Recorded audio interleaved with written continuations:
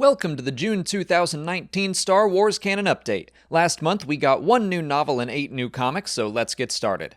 Alphabet Squadron was the novel released in June, and I can't say enough good things about it. Remember, I'm a big sucker for pilot stories, and I loved the X-Wing books back in the Legends days, so I am a little biased, but Alexander Freed did an amazing job. It really hit the spot for me with these new characters. It's among my favorite new canon books, right up there with Lost Stars and Thrawn.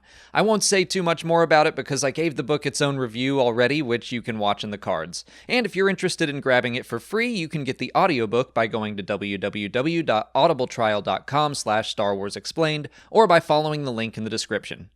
Moving on to comics, Star Wars 67 ended the Scourging of Shu Torun arc as well as Kieran Gillen's run as the series writer. This whole arc felt like a solid season finale, so to speak, of his whole time on the comic. It tied in elements from his start in the Ashes of Jedha arc all the way up to now, bringing back familiar characters and themes, and providing closure to a character and planet he created when he was writing the first Darth Vader comic. Leia and her team are able to successfully remove Shu Torun as an Imperial asset without any civilian casualties. I thought Two Tubes would have to be put down, but he was convinced to be better by Leia, which was a nice surprise.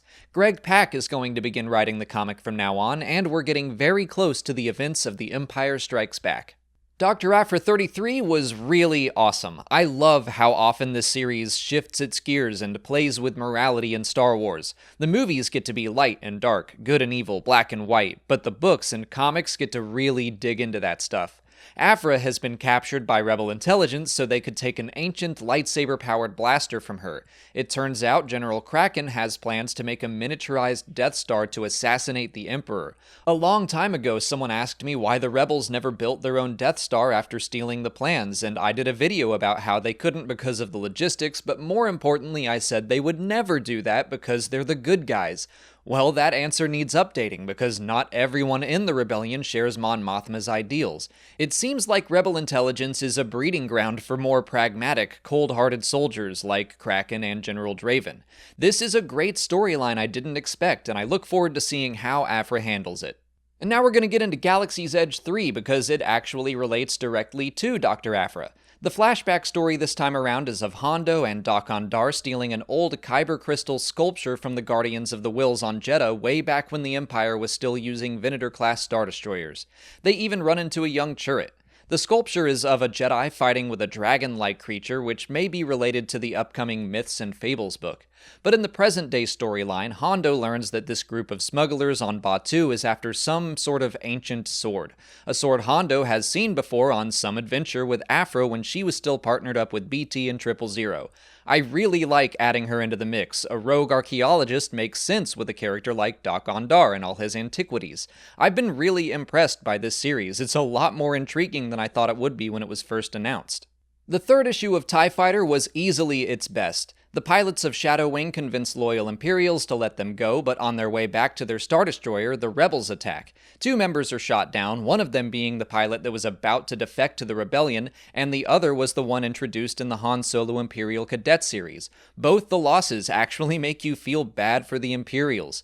In a flashback, we get to see Major Soran Kais from Alphabet Squadron, and we're learning that these Shadow Wing pilots aren't all that different from the pilots of Alphabet Squadron, which is great to see that they're kind of mirrors of each other. It took a couple issues of setup, but I am now eager to see where this comic goes. Moving on to the Age of Rebellion comics, we got a Luke and a Vader story this month. Luke's was intriguing based on timeline alone, taking place between Empire and Jedi. The Emperor messes with Luke's mind from across the galaxy, first trying to push Luke into darkness, but when that fails, he tries to convince Luke to leave the fight altogether. It's got some good hints towards what we know will eventually happen to Luke, but he hasn't been pushed far enough yet. The Vader issue was pretty good. I'm growing a little weary of the Vader stories in general because there's only so much you can learn about the character. This one takes place early in the days of the Empire, and Vader has to learn to follow the orders of an Imperial governor. And I feel like we kinda already got that story in the book Tarkin. That's the danger of having so many tales about Vader, they start to feel a little redundant. But this new issue puts a spin on it, and Vader learns to think like a Sith, technically following the governor's orders while still achieving his own goals, and I did enjoy that angle. Speaking of Vader comics, Vader Dark Visions ended with its 5th issue. I'm bummed to say I thought this series was completely forgettable. The final issue saw Vader massacring rebels, which is pretty standard fare at this point, but one of them gets poisoned by a plant in a forest and has visions of Vader as this nightmare. I didn't feel like I got anything out of this story. I have a feeling this series suffered from a rushed production. It was initially supposed to be Chuck Wendig's Shadow of Vader series, and then that got cancelled, and Dark Visions had to start from scratch and fill its spot in the schedule. Some of the stories were fine, but I say you're okay skipping this series. And finally, in Star Wars Adventures 22, we got a story about Leia finding some Imperial deserters who decided to raise an orphaned Alina, and another story about a Tauntaun whose freakishly long tail wound up being its greatest asset. It's my standard Star Wars Adventures review. They're fine stories and don't really do anything for me, but if you have younger kids, they would probably get a kick out of them. For Story of the Month in June, I'm giving it to Alphabet Squadron, no contest. I love that book, and everyone should read it. In July, we're getting the 3rd and final part of the new Thrawn trilogy, Thrawn Treason, and we're getting 12 new comic issues, including the start of the Age of Resistance series, along with the Target Vader series, which will follow bounty hunters who are after Vader, so it's not a strictly Vader-centric series this time around. But that's it for June. If you haven't already, please like this video, subscribe to the channel to keep up with new Star Wars stories as they're released, follow us on Twitter, Instagram, and Facebook, and consider checking out our Patreon page for even more Star Wars Explained content. As always, thanks for watching, and may the Force be with you.